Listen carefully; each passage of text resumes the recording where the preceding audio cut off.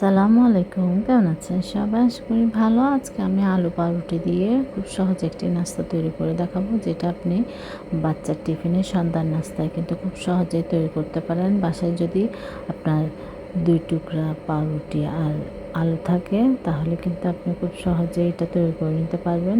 ঝটপট মেহমানদেরকেও আপনার এটা তৈরি করে দিতে পারবেন। ট্রাস্ট মি, এটা কিন্তু আপনার এতটাই টেস্টি হয়, আপনি যাকেই তৈরি করে খাবেন না কেন সেই কিন্তু এটা রেসিপিটা আপনার কাছে চাইবে। তাই একবার হলেও কিন্তু আমার রেসিপিটা ট্রাই করবেন। খুবই সহজভাবে করেছি, একদম কিন্তু অল্প উপকরণ দিয়ে কিন্তু এটা তৈরি করা যায়। কিন্তু দেখতে যেমন হয়েছে, মাশাআল্লাহ খেতেও তেমন হয়েছে। বাচ্চারা কিন্তু খুবই লাইক করবে। আপনারা একবার হলেও ট্রাই করবেন। আমি এখানে 3 স্লাইস পাউরুটি নিয়ে নিচ্ছি, একদম ফ্রেশ। এটা আমি ছোটো ছোটো টুকরা করে নিচ্ছি হাত দিয়ে। আপনারা দেখেই বুঝতে পারছেন, এটা কিন্তু আমি ব্লেন্ডার করে নিই, তাহলে কিন্তু একদম বেশি ম্যাশ হয়ে যাবে। এখানে আমি 2টি আলু নিয়েছি মাঝারি সাইজের, যেহেতু আমি পরিমাণটা একটু বেশি করছি। আপনার পরিমাণটা যদি কম হয়, তাহলে কিন্তু আপনি আপনার প্রয়োজন মতো নিয়ে নেবেন। আপনার পাউরুটি যদি বেশি হয়, তাহলে আপনি আরও বেশি নিতে পারেন। আমি যেহেতু বাসায় ছিল, তাই আমি এখানে 3 স্লাইস ছিল, সেটা দিয়ে আমি তৈরি করে নিচ্ছি। এখানে আমি আদা রসুন বাটা 1 চা চামচ পরিমাণ দিয়েছি, মরিচ গুঁড়া সামান্য, ধনে গুঁড়া সামান্য।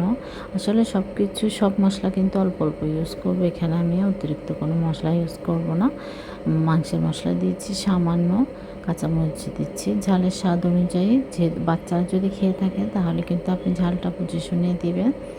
পেঁয়াজ কুচি একদম ছোট ছোট কুচি করে আমি এখানে আধা কাপ পরিমাণ দিচ্ছি।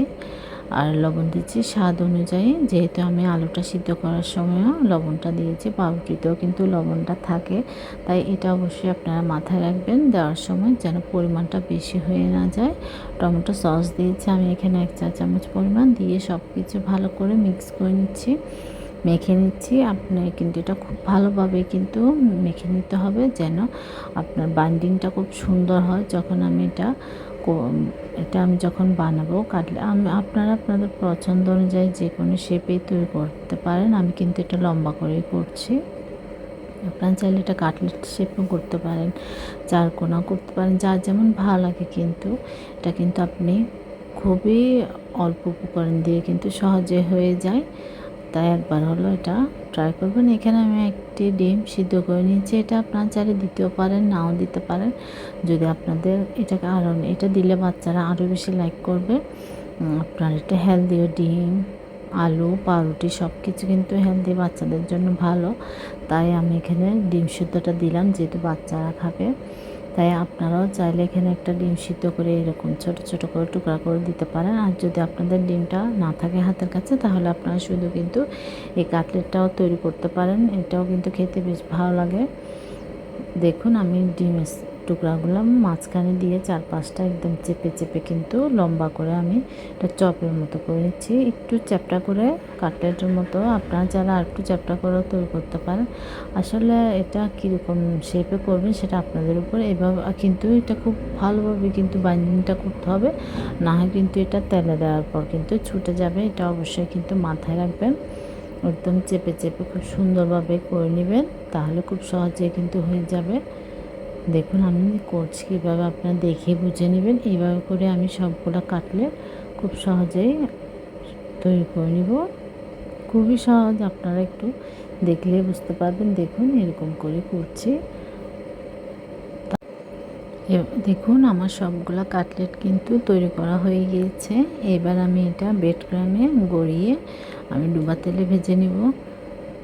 ব্রেড ক্রামটা কিন্তু আমার বাসায় হোমমেড তৈরি করা। আপনারা চাইলে ব্রেড ক্রাম না থাকলে আপনাদের হাতের কাছে, তাহলে আপনারা এটা টোস্ট বিস্কুটের গুঁড়া দিয়েও কিন্তু এটা কোট করতে পারেন।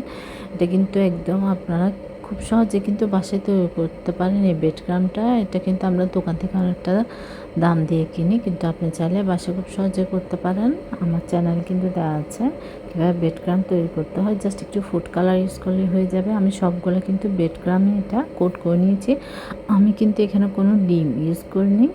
প্রথমে ডিমে চুবিয়ে তারপর ব্রেড ক্রামে, কারণ আমি খুব সহজভাবে করার চেষ্টা করেছি, যেন খুব সহজে এটা করা যায় হাতের কাছে উপকরণ দিয়ে। তাই আমি ওভাবে, কিন্তু এটা ডিমে না চুবিয়েও কিন্তু এটা আপনারা তৈরি করতে পারেন।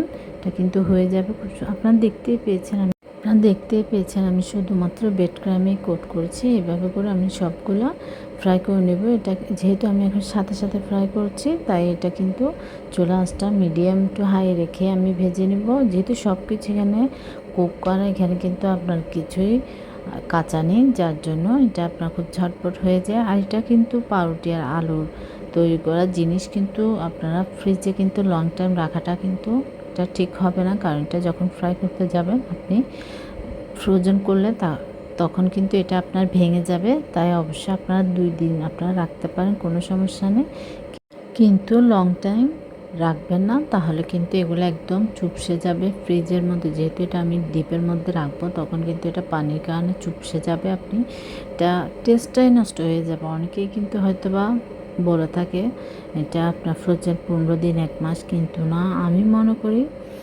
আমার এক্সপিরিয়েন্স থেকে এটা আপনি আলু, ডিম, পাউরুটি এই টাইপের জিনিসগুলো লং টাইম ফ্রোজেন করাটা কিন্তু ঠিক না। আপনি 2 দিন 3 দিন 1 সপ্তাহ রাখতে পারেন, বেশি হলে 1 সপ্তাহ, কিন্তু আপনি 2-3 দিনের মধ্যে খেয়ে ফেললে সেটা কিন্তু বেস্ট।